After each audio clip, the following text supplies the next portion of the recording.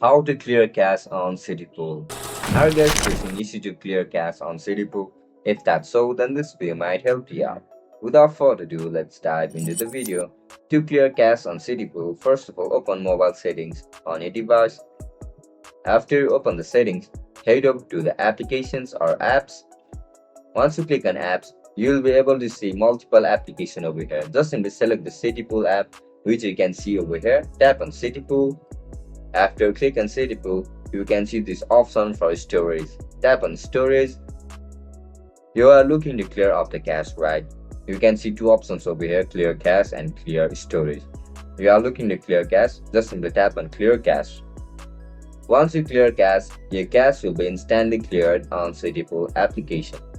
And that's it guys, that's how we're going to clear up your cache. If you guys found this video helpful, don't forget to like, share and subscribe to our channel. I'll catch you up in the next one. Bye bye.